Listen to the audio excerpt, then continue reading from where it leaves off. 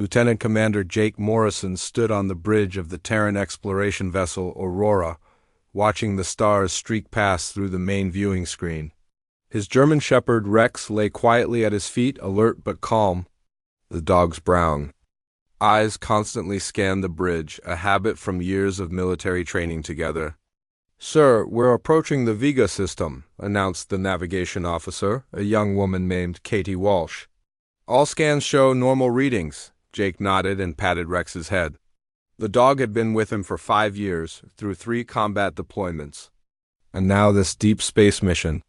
Rex was more than just a military working dog. He was Jake's partner, his friend, and sometimes the only thing that kept him sane during the long months in space. The Aurora was a science vessel, but Jake and his team of space marines were aboard for protection.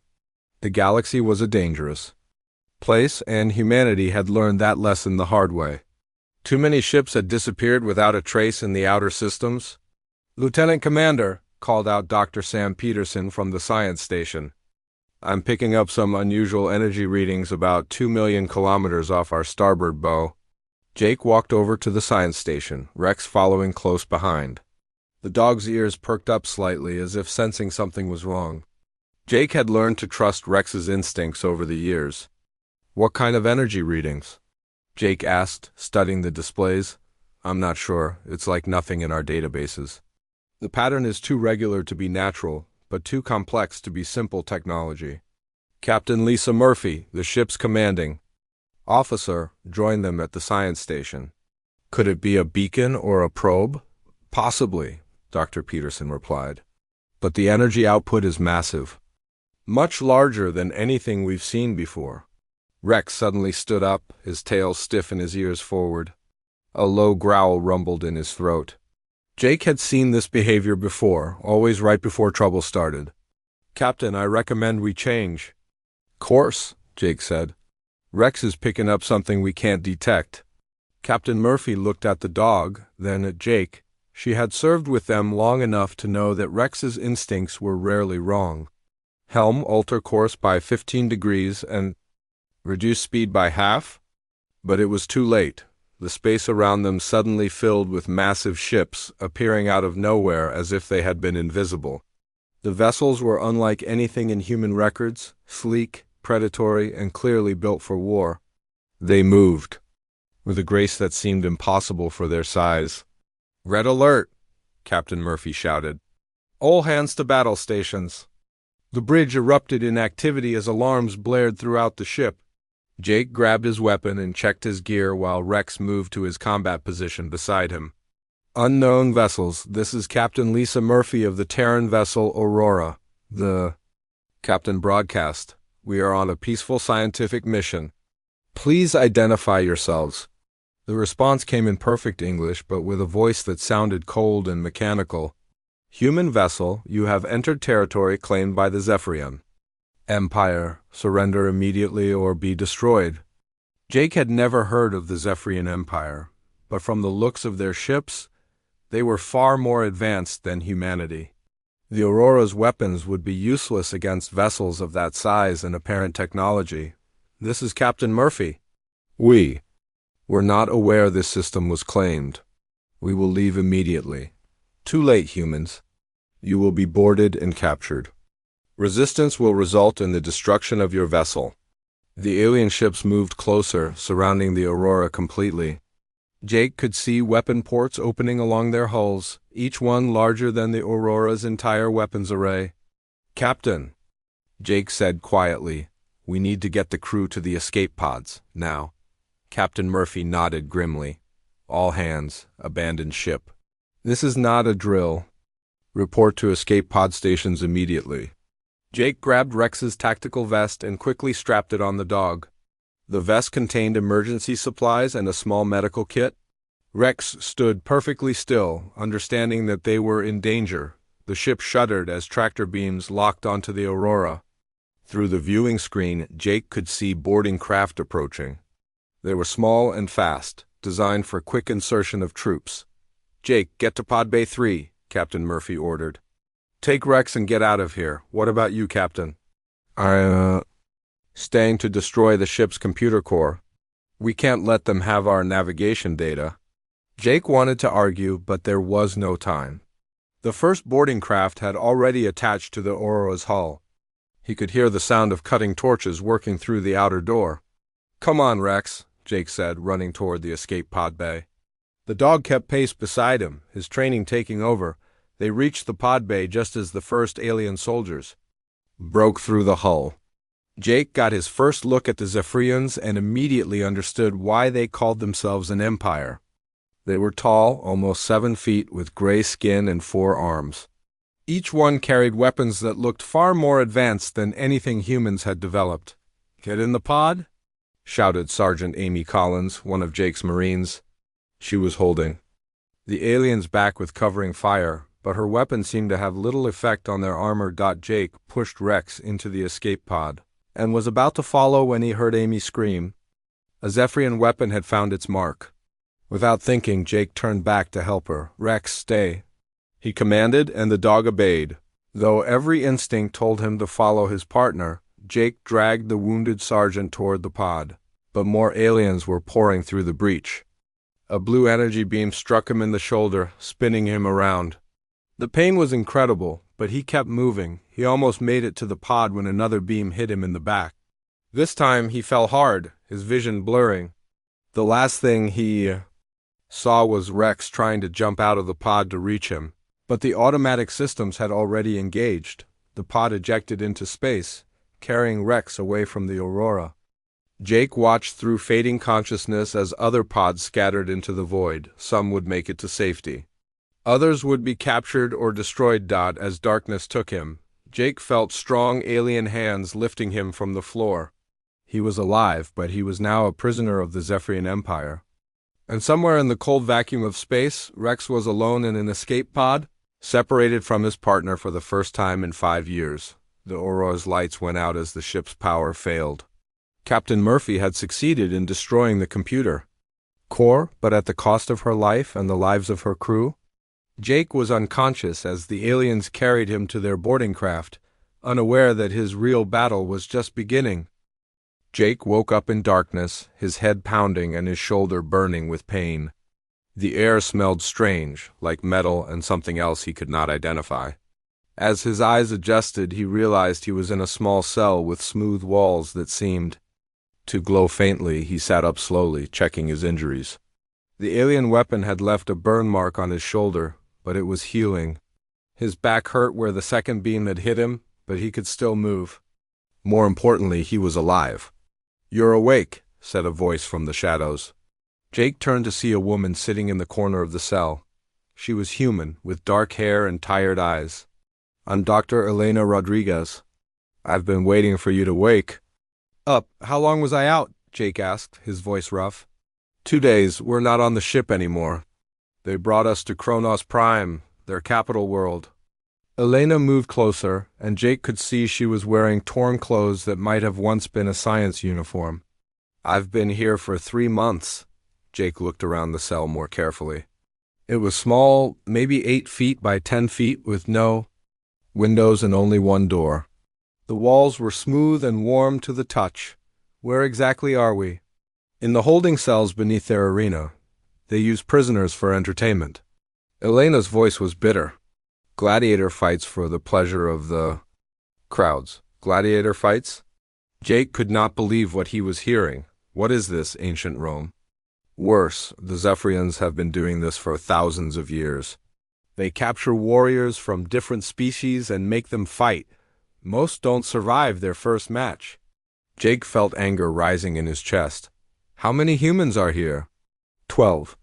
"Now, with you, we started with 47. Elena looked down at her hands. "The others ... they didn't make it." Before Jake could respond, the cell door opened with a soft hiss.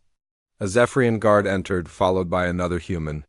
The guard was even taller than the ones Jake had seen on the Aurora, with scars covering his gray skin and weapons attached to all 4 arms. The human was a man in his 30s, muscular and alert. Despite being a prisoner, he carried himself like a soldier. "I'm Captain Ryan Mitchell, formerly of the Terran Marines." "You must be the new guy." Jake stood up, extending his hand. "Lieutenant Commander Jake Morrison, Navy SEAL." Ryan's eyes widened. Slightly. A seal? That's good news. We need someone with your training. He glanced at the Zephyrian guard who was watching them with interest. They're taking you to see General Vexstar.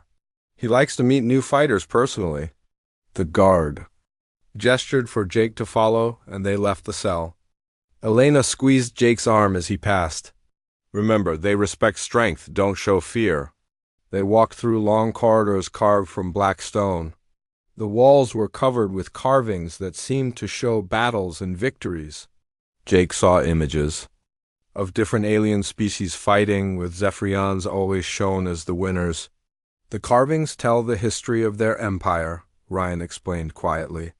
Every species they've conquered, every world they've taken. They believe that only the strongest deserve to rule. They passed other cells, and Jake saw glimpses of different alien species. Some looked humanoid, others were completely different. All of them had the same look in their eyes, the look of fighters who had seen too much death. How long have you been here? Jake asked Ryan. 8 months. I've fought in the arena 15 times. Ryan rolled up his sleeve, showing a series of scars. Each scar is a victory. The Zephyrians mark their fighters so the crowds know who to cheer for. They reached a large door made of the same black stone as the walls. The guard pressed his hand against a panel, and the door opened to reveal a vast chamber. The ceiling was so high that Jake could barely see it, and the walls were covered with weapons from different worlds. At the center of the chamber stood General Vexstar. He was massive, even for a Zephyrian, with silver skin instead of gray and elaborate armor that seemed to be made from the bones of different creatures. His 4 arms each held a different weapon, and his eyes glowed with a red light. So this is the human who caused such trouble on the Aurora, Vexstar said, his voice deep and commanding. My soldiers reported that you fought well, even when outnumbered. Jake said nothing, just stared at the general. He had learned long ago that sometimes silence was the best response. You have interesting neural patterns, Vexstar continued, walking around Jake like a predator studying its prey. My scanners detected military training far beyond what we expected from your species. Navy SEAL, yes. An elite warrior. I'm a soldier, Jake said simply. Good. The crowds enjoy watching skilled fighters. You will face your first opponent in 3 days. If you win, you live. If you lose. Vexstar made a gesture with one of his hands that needed no translation. What happened to my dog? Jake asked suddenly. Vexstar stopped walking and stared at Jake. Dog? You mean the small creature that was with you? Yes, where is he? The animal is in our research facility. Our scientists are studying it. They have never seen a bond like yours before. Vexstar seemed genuinely puzzled. Why do you care about a simple beast? Jake felt his anger building, but he forced himself to stay calm. He's not just an animal, he's my partner. Partner? Vexstar laughed, a sound like grinding metal. You cannot be serious, it is a lower life form. You don't understand, Jake said. Humans and dogs have fought together for thousands of years. We protect each other. For the first time, Vexstar looked uncertain. This is unusual. Very well. If you survive your first 3 matches, I will consider letting you see this creature. But understand, human, you are here to fight and die for our entertainment, nothing more. The guard led Jake back through the corridors to the holding area. Ryan was waiting in a common area where several other humans sat around a small table. They looked up as Jake approached. How did it go? Asked a woman with short blonde hair.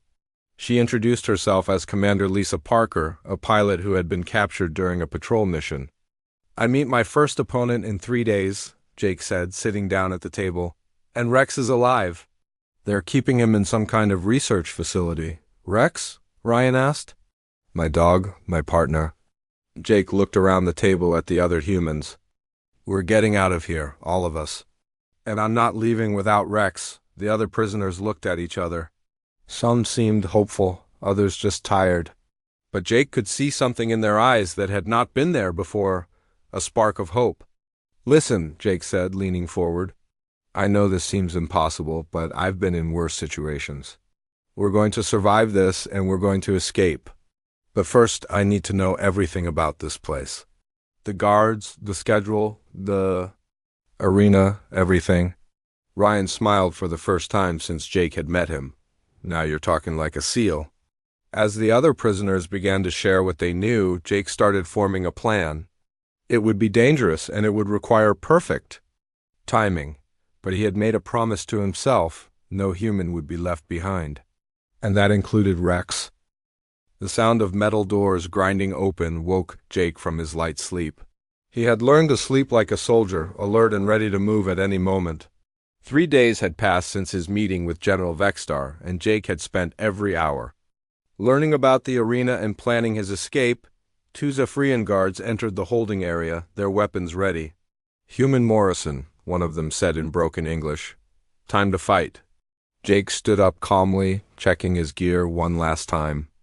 The aliens had given him basic armor, a chest plate and arm guards made from some kind of lightweight metal. It was not much protection, but it was better than nothing. "Remember what we talked about?" Ryan said quietly. "Stay alive first, worry about winning second." Elena squeezed Jake's shoulder. "The crowd likes blood, but they also like skill. Show them what a human can do." Jake nodded and followed the guards through the maze of corridors. As they walked, he could hear the roar of the crowd above them. The sound was incredible, hundreds of thousands of voices cheering for death. They reached a large chamber where other fighters were preparing for battle. Jake saw creatures he had never imagined. Some looked like giant insects, others like walking trees, and some that seemed to be made of living metal. All of them had the same look in their eyes, the desperate hunger to survive. "You fight the Brutari champion," one of the guards told Jake. "His name is Thokran. He has won 47 fights." Jake said nothing, but his mind was already working. 47 wins meant his opponent was skilled, strong, and experienced. But it also meant he would be confident, maybe too confident. A massive door opened and sunlight flooded the chamber. Jake could see the arena beyond, a circular fighting ground surrounded by towering walls of black stone. The seats rose up in endless rows, filled with alien spectators from across the galaxy. "Next fight," announced a voice that boomed across the arena. The human called Morrison against Thokran the Destroyer. Jake walked into the arena, squinting in the bright light. The crowd's roar was deafening. He had fought in many dangerous places, but nothing had prepared him for this. 500,000 alien beings were watching him, waiting for him to die. Across the arena, another door opened.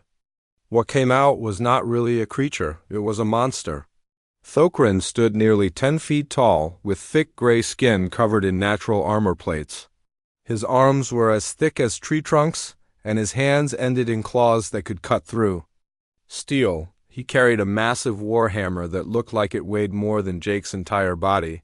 The crowd loved Thokran. They cheered his name and threw flowers and small gifts into the arena. He raised his hammer above his head and roared, showing teeth like broken glass. Jake stood quietly in the center of the arena, studying his opponent. Thokran was big and strong, but he was also slow. His armor was thick, but there were gaps at the joints. Most importantly, he was showing off for the crowd instead of focusing on the fight. Weapons. The announcer called out. Mechanical arms lowered from the ceiling, carrying various weapons. Jake ignored the large swords and axes that most fighters would choose. Instead, he picked up 2 short blades and a length of metal chain. The crowd laughed at his choices. What could those tiny weapons do against a giant like Thokran? "Begin?" The announcer shouted. Thokran charged across the arena like a runaway truck, his hammer raised for a killing blow. The crowd cheered, expecting the fight to end quickly, but Jake was not there when the hammer came down. He had rolled to the side at the last second, and the massive weapon crashed into the arena floor, sending up a shower of stone chips. Jake moved like water, always staying just out of reach of Thokran's powerful swings. The Brutari was getting frustrated, swinging his hammer wildly and missing every time. Each miss made him angrier and less careful. The crowd was starting to quiet down. This was not the quick victory they had expected. Some of the alien spectators were leaning forward, interested in this strange fighting style. Jake waited for his moment. When Thokran raised his hammer for another overhead strike, Jake threw the chain. It wrapped around the Brutari's wrist, and Jake pulled hard while diving to the side. The hammer's weight and momentum sent Thokran stumbling forward. As the giant warrior fought to keep his balance, Jake struck with his first blade. He aimed for the gap in the armor behind Thokran's knee. The blade went deep, and thick purple blood began to flow. Thokran roared in pain and anger, spinning around to face Jake, but now he was limping, favoring his wounded leg. Jake had turned the giant's strength against him. "You fight like a coward," Thokran growled in his deep voice. "Stand and face me like a warrior." Jake said nothing. He was not here to prove his honor to a crowd of bloodthirsty aliens. He was here to survive and eventually escape. Thokran tried to charge again, but his wounded leg slowed him down. Jake was ready. He used the chain to trip the giant, sending him crashing to the ground. The arena shook from the impact. Before Thokran could get up, Jake was on him. He drove his second blade into the gap in the armor at the giant's neck. It was a clean strike, hitting the major artery. Thokran's purple blood sprayed across the arena sand. The giant warrior tried to stand, but he was weakening fast. His eyes met Jake's, and for a moment there was something like respect there. Then he fell forward and did not move again. The arena was silent. The crowd had expected to see the small human torn apart by their champion. Instead, they had watched him defeat a warrior who had never lost a fight. Jake stood over Thokran's body, breathing hard but not celebrating. He looked up at the royal box where General Vexstar sat. The general was staring at him with new interest. Slowly, the crowd began to cheer. Not for Thokran's death, but for Jake's victory. They had seen something they had never seen before, a human who fought with intelligence instead of just strength. Jake walked toward the exit, ignoring the cheers. He had won his first fight, but it was just the beginning. As he reached the door, he turned back to look at the royal box one more time. "I want to see my dog," he called out, his voice carrying across the arena. General Vexstar stood up slowly. For a long moment, he stared down at Jake. Then he nodded once. "Bring the creature," Vexstar commanded his guards. "This human has earned the right to see his partner." As Jake was led back to the holding area, he could hear the crowd still cheering. They had come to see a human die, but instead they had witnessed something that would change everything. The first glimpse of what human warriors could really do. In the holding area, the other human prisoners were waiting for him. They had heard the crowd's reaction and knew he had won. But more importantly, they had hope. If Jake could defeat a champion like Thokran, maybe they really could escape this place. "How did it feel?" Ryan asked as Jake sat down, exhausted. "Like the first step," Jake replied. "Now we wait for them to bring Rex. Then we start planning our real fight."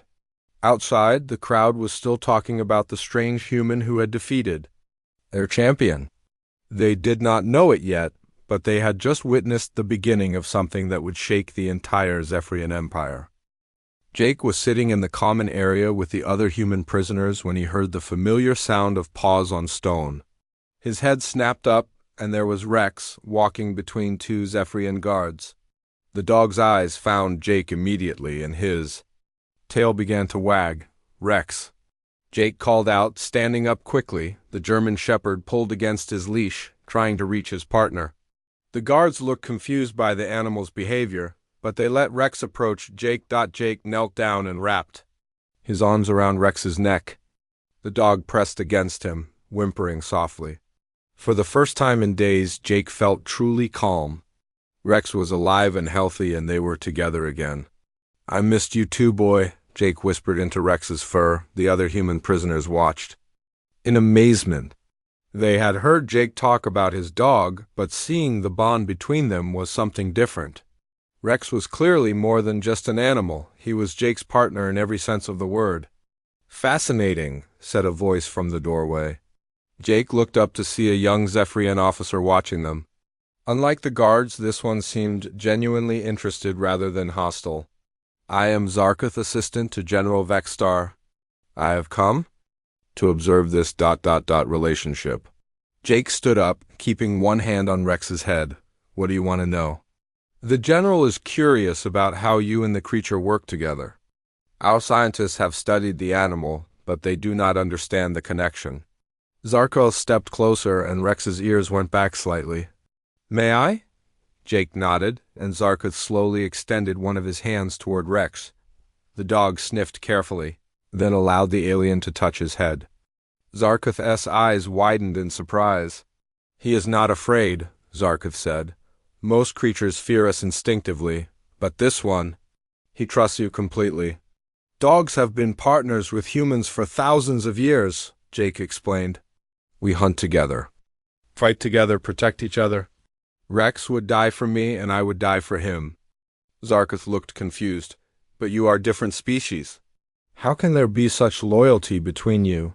Before Jake could answer, alarms began to sound throughout the facility. The guards immediately went on alert, their weapons ready. What's happening? Ryan asked. Another prisoner has escaped, one of the guards said. All cells are being searched. Jake felt Rex tense beside him.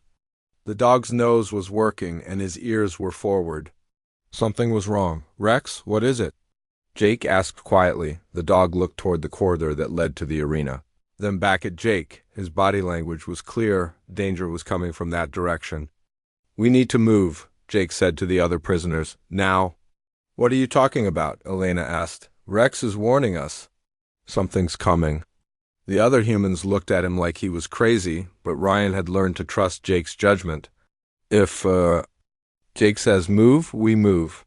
They had just started toward the back of the common area when armed figures appeared in the corridor. But these were not Zephyrian guards. They were escaped prisoners from other species, led by a tall alien with blue skin and 4 arms. Surrender, humans, the leader called out. We need hostages to bargain for our freedom. The Zephyrian guards raised their weapons, but they were outnumbered. A firefight erupted in the small space. With energy beams flying in all directions, Jake grabbed Rex and dove behind an overturned table. The other humans followed his lead, taking cover wherever they could find it. But they were trapped between the guards and the escaped prisoners. We need to get out of here, Jake said to Ryan. How? We're caught in the middle. Jake looked at Rex, who was watching the battle with alert eyes. Rex, can you find us another way out? The dog immediately began moving toward a wall that looked solid. But when Jake followed him, he realized there was a small ventilation grate. Near the floor, Rex had found it by smell. Ryan, help me with this, Jake said, pulling at the grate. Together, they managed to pry it open. The space beyond was narrow, but it was big enough for a human to crawl through. Everyone, this way. Jake called to the other prisoners. Elena went first, followed by the others. Jake waited until everyone was through before following with Rex. The dog had no trouble moving through the narrow space. They emerged in a storage room filled with arena equipment. Jake could still hear the fighting in the distance, but they were safe for the moment. How did Rex know about that passage? Asked Commander Lisa Parker, a pilot who had been captured 2 weeks earlier. Dogs have senses we don't, Jake explained. Rex can smell air currents, hear sounds through walls, detect things we can't even imagine. In combat, that makes him invaluable. As if to prove Jake's point, Rex suddenly went to the door and began pawing at it. Jake listened carefully and heard footsteps approaching. Hide, Jake whispered. They scattered around the room, taking cover behind equipment and supplies. The door opened and General Vexstar entered with a small group of guards. Search everywhere, the general commanded. The humans must be found. Jake held his breath, hoping Rex would stay quiet. But the dog was perfectly still, his training. Taking over, the guards searched the room carefully, but they missed the humans hiding in the shadows. As they were about to leave, one of the guards noticed something. General, look at this, the guard said. Pointing to the ventilation grate they had left open, Vexstar examined the grate, then smiled. Clever, very clever. The humans used their animal to find an escape route. He turned to address the room, knowing the humans were hiding somewhere. I know you can hear me, Morrison. You and your companions will return to your cells now, or I will have the creature destroyed. Jake felt anger burning in his chest, but he forced himself to stay calm. He could not let them hurt Rex. "I'm here," Jake said, stepping out from behind a crate. Rex immediately moved to his side. The other humans followed reluctantly. They had been free for only a few minutes, but it had been enough to give them hope. Most. "Impressive," Vexstar said, studying Jake and Rex. "You work together like a single unit. The creature warned you of danger, found you an escape route, and remained silent during the search." "This is not simple animal behavior, I told you," Jake said. "He's my partner?" Vexstar nodded slowly. "I am beginning to understand. Your species has formed a bond with these creatures that makes both of you stronger. This is unexpected." He gestured to his guards. "Return them to their cells. But from now on, the human Morrison and his creature will be housed together. I want to study this bond further." As they were led back to the holding area, Jake felt a small victory. He was with Rex again, and the aliens were starting to understand that humans were not like other species they had conquered. "Jake, Ryan," said quietly as they walked. "What you did back there, using Rex to find the passage, I've never seen anything like it." "That's just the beginning," Jake replied. "Rex and I have been through things that would break most people. When we work together, we're stronger than the sum of our parts." Zarkuth, who had been listening to the conversation, looked thoughtful. "Perhaps that is why your species has survived so long despite being physically weak." "You do not fight alone?" Jake smiled grimly. "That's right. Humans never fight alone. And that's something your empire is going to learn the hard way." In the cell that night, Jake sat with Rex beside him, planning their next move. The escape attempt had failed, but it had taught him something important. The aliens were starting to respect human intelligence and adaptability. That respect might be the key to their freedom. Rex rested his head on Jake's lap, content to be with his partner again. Tomorrow would bring new challenges, but tonight they were together. And for a soldier and his dog, that was enough. Jake had won 7 more fights in the arena over the past month. Each victory brought more cheers from the crowd, but also more dangerous opponents. The aliens were learning to respect him, but they were also testing him harder each time. Rex had become a fixture at Jake's side during training and preparation. The other prisoners had grown used to seeing them work together, and many had started asking Jake to teach them what he knew about tactics and survival. It was during one of these training sessions that Jake overheard something that changed everything. Two guards were talking in their own language near the entrance to the holding area. Jake had picked up enough Zephyrian words to understand the basics of what they were saying. "The grand finale approaches," one guard said. "All prisoners will fight to the death in the great battle. What about the survivors?" The second guard asked. "No survivors. General Vexstar has ordered that after the finale, all remaining prisoners will be executed. The entertainment season must end with maximum spectacle." Jake felt his blood turn cold. He quietly moved away from the guards and gathered the other humans in their cell. "We need to talk," he said in a low voice. All of us, Ryan, Elena, Lisa, and the 8 other humans crowded into the small space. Rex lay by the door, watching for guards. "I just learned something," Jake began. "In 2 weeks, they're planning a grand finale battle. All prisoners, all species, fighting, until only one is left alive." "That's not unusual," Ryan said. "They do big battles every few months. This one's different. After it's over, they're going to execute everyone who survives. No exceptions." The room went silent. Elena was the first to speak. "Are you sure? I heard the guards talking. They think we don't understand their language." Jake looked around at the faces of his fellow humans. "We have 2 weeks to get out of here, all of us." "How?" asked Lisa. "This place is a fortress. Hundreds of guards, weapons we can't match, and we're locked up most of the time." Jake had been thinking about this for weeks. "We don't fight our way out. We make them bring us what we need." "What do you mean?" Ryan asked. "The grand finale? Hundreds of prisoners from different species, all in the arena at the same time. If we can organize them, get them to work together instead of fighting each other." "You want to start a prison riot?" Elena said. Not a riot, a coordinated uprising. But first, we need to make contact with the other species. Jake had noticed something. During his fights, many of the alien prisoners were just as intelligent as humans, and some were even more advanced.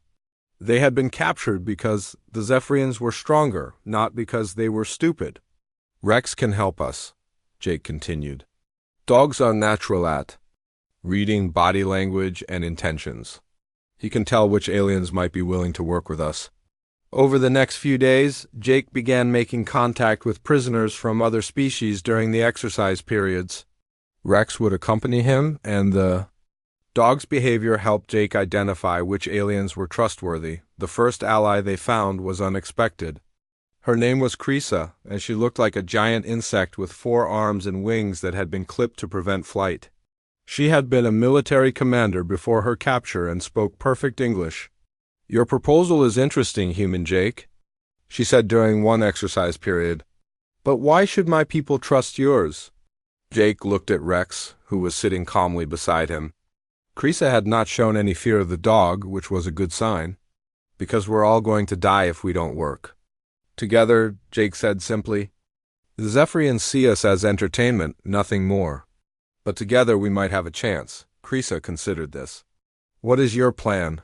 Jake explained his idea. During the grand finale, instead of fighting each other, the prisoners would turn their weapons on the guards and spectators. It would be chaotic, but that chaos could be their advantage. "The communication system," Krisa said. "If we could reach the orbital defense stations, we could send a distress signal to our home worlds." "Where is it?" Jake asked. "North Tower, heavily guarded. But during the finale, most guards will be watching the arena." Jake nodded. It was dangerous, but it might work. Over the following week, their alliance grew. A reptilian creature named Star joined them, along with 2 members of a species that looked like walking trees. Each group brought different skills and knowledge. The tree-like aliens, who called themselves the Verdani, had natural camouflage abilities. The reptilian Star was an expert in electronics and security systems. Krisa people were natural fighters with excellent coordination. Jake coordinated everything, with Rex helping him judge the trustworthiness of new recruits. The dog had an amazing ability to sense which aliens were genuine and which might betray them. "Your companion is remarkable," Krisa observed one day. "My people have legends of creatures who could bond with other species, but we thought they were just stories." "Rex is special," Jake agreed. "But all dogs can form bonds like this. It's what makes them such good partners." 3 days before the finale, they got unexpected help. Zarkoth approached Jake during a training session. "I have been watching you, Human Morrison," the young Zephyrian said quietly.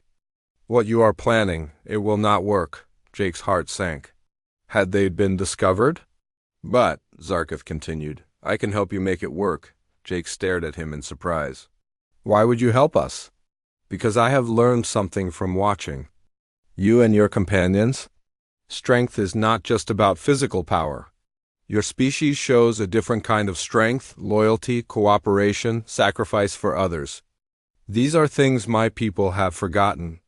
Zarkoth explained that he could disable some of the security systems during the finale. He could also make sure that certain weapons would be available to the prisoners. "What do you want in return?" Jake asked. "Nothing. I do this because it is right." The night before the finale, Jake sat in his cell with Rex, going over the plan one more time. The dog seemed to sense the tension and stayed close to his partner.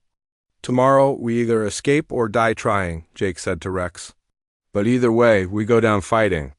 Rex looked up at him with those intelligent brown eyes and wagged his tail once. Whatever happened, they would face it together. In the other cells, human and alien prisoners were making their final preparations. Weapons had been hidden, signals had been arranged, and everyone knew their role. Jake thought about his old life, back when his biggest worry was completing training missions or passing inspections. That seemed like a lifetime ago. Now he was leading a revolution against an alien empire with his dog as his most trusted advisor. "You know what, Rex?" Jake said, scratching the dog's ears. "If we pull this off, it's going to make one hell of a story." The dog gave a quiet woof, as if he agreed, outside their cell. The arena was being prepared for the greatest spectacle in Zephyrian history. The aliens expected to see the ultimate display of violence and death. Instead, they were about to witness something they had never seen before: the power of cooperation, loyalty, and the unbreakable bond between species who chose to stand together against tyranny. The uprising was about to begin. The arena had never seen anything like it. Nearly 300 prisoners from dozens of different species stood in the center of the fighting ground. The crowd of 500,000 alien spectators roared with excitement, expecting the greatest bloodbath in Zephyrian history. Jake stood with Rex at his side, surrounded by his human companions and their alien allies. Each group had been given basic weapons: swords, spears, and energy clubs that could barely scratch Zephyrian armor. The aliens in the crowd expected a long, brutal battle that would end with only one survivor. General Vextar stood in the royal box, his forearms raised for silence. "Let the final battle begin." His voice boomed across the arena. "Fight until only one remains." But instead of attacking each other, the prisoners did something the Zephyrians had never seen before. They formed defensive circles with each species, protecting the others' backs. The crowd's cheering turned to confused murmurs. This was not what they had expected. "Now!" Jake shouted, and everything changed. Krisa and her insect-like warriors charged toward the guard posts with their weapons raised. The reptilian Star used his electronic skills to overload the arena's power systems, causing lights to flicker and security doors to malfunction. The Vergani tree people activated their camouflage and disappeared, moving toward the communication tower. At the same time, Jake led the humans in a coordinated attack on the main guard station. Rex ran beside him, his keen senses guiding them. Away from the heaviest resistance, chaos erupted throughout the arena complex. Guards who had expected to watch a simple gladiator fight suddenly found themselves under attack from organized, desperate prisoners. "The communication tower," Jake called to Ryan as they fought their way through a group of guards. "We need to reach it." Ryan nodded and led half the humans toward the north tower while Jake continued toward the main exit. Rex stayed with Jake, his military training allowing him to anticipate his partner's moves perfectly. They fought their way through corridor after corridor. The aliens had superior weapons and armor, but the prisoners had surprise and desperation on their side. More importantly, they had learned to work together. Jake reached the main communication center just as Star was connecting his makeshift transmitter to the main systems. The reptilian's claws moved quickly over the alien controls. "Almost finished," Star hissed. "Need 30 more seconds." A squad of Zephyrian guards appeared at the entrance, their weapons raised. Jake and Rex positioned themselves between the guards and Scar. "You cannot escape, human," the guard captain said. "Surrender now, and your death will be quick."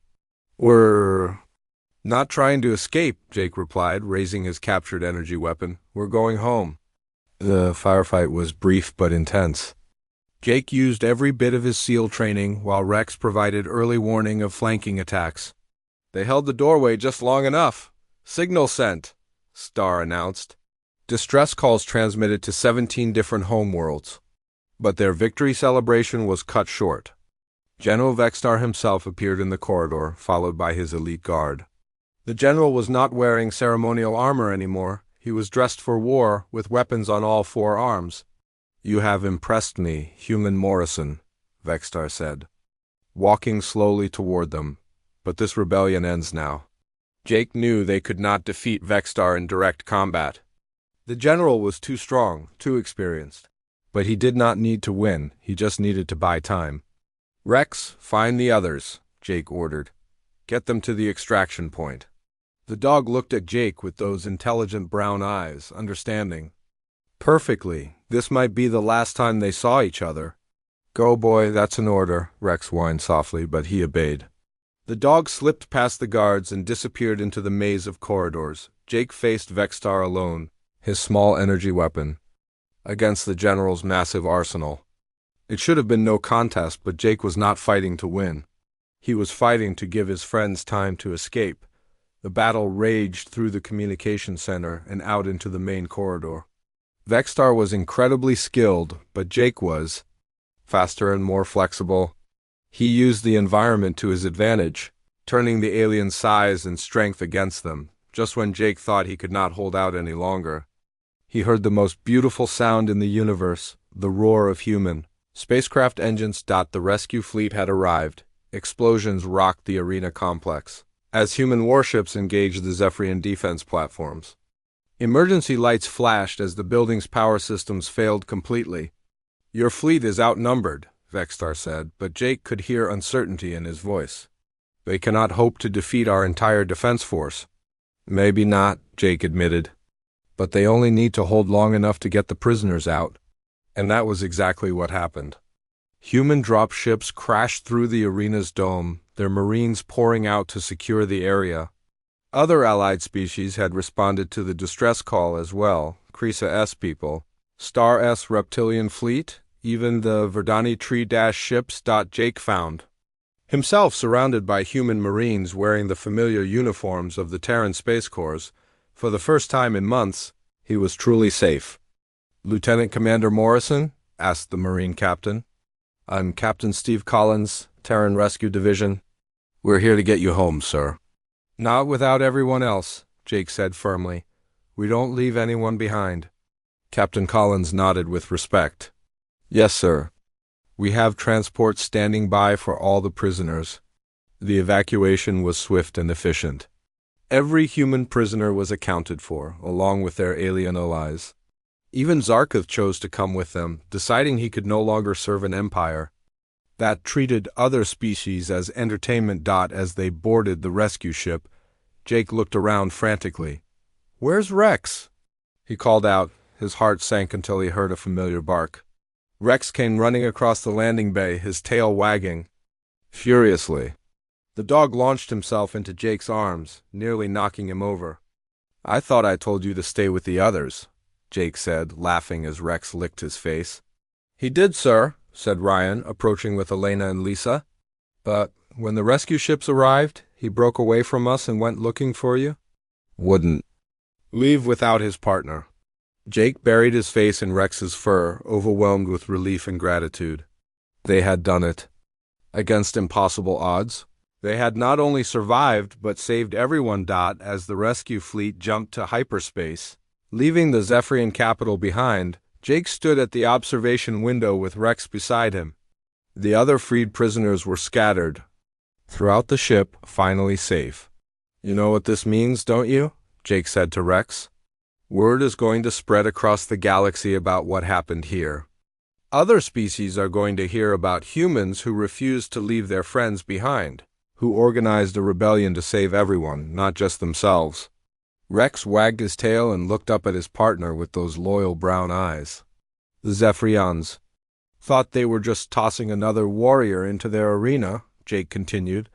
"They had no idea they were starting something that would change everything." Captain Collins approached them at the window. "Sir, we've received word from command. The other species governments are calling for a joint investigation into Zephyrian practices. Your rebellion has sparked a galactic incident." Jake smiled grimly. "Good, it's time the galaxy learned that some things are more important than entertainment." As the stars streaked past, Jake reflected on everything that had happened. He had lost friends, faced impossible odds, and discovered that the bond between humans and their companions was something truly unique in the galaxy, but most importantly, he had kept his promise.